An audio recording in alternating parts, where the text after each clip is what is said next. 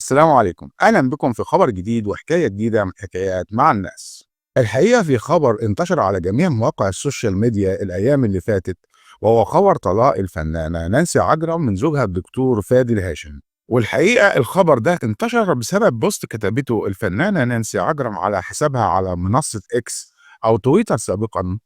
قالت في البوست ده: عندما ينتهي فصل تبدأ روحنا في كتابة فصل جديد، هذه سنة الحياة. والحقيقة إن مش أول مرة الخبر ده ينتشر، اللي هو خبر طلاق الفنانة نانسي عجرم. الخبر ده انتشر من 4 سنين تقريبا قبل كده، واحنا كنا في وقتها منزلين فيديو على القناة بيتكلم عن الخبر ده، وهسيب لحضراتكم الفيديو في صندوق الوصف. بعد البوست اللي كتبته الفنانة نانسي عجرم والخبر بقى ترد على كل مواقع السوشيال ميديا، في مصدر مقرب من الفنانة نانسي قال إن فعلا الطلاق حصل، وده بعد زواج دام 17 سنة.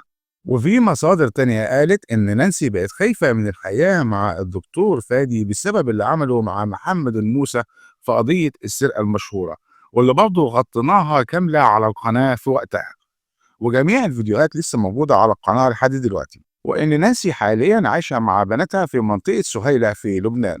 وكمان المفروض إن نانسي وجوزها الدكتور فادي أو طليقها حاليا بقى الدكتور فادي هيطلعوا يصرحوا بالخبر ده قريب. بعد كل الأخبار اللي اتقالت ديت والمواقع اللي اتكلمت على الموضوع ده والخبر بقى ترند فعلا، يطلع خبر تاني غريب ومختلف. الخبر ده نزل في بوست عند الصحفي إيلي مرعب، نزله على حسابه على منصة انستجرام، وقال في البوست ده: الله يحمي النجمة نانسي عجرم وزوجها وبناتها، ما في طلاق ولا خلاف ولا مشاكل، القصة قصة أغنية وفيديو كليب جديد.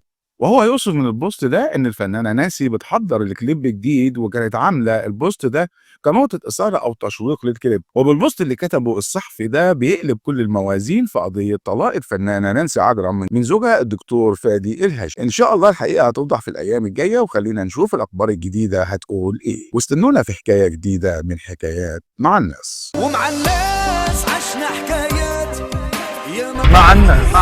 قناة كل الناس.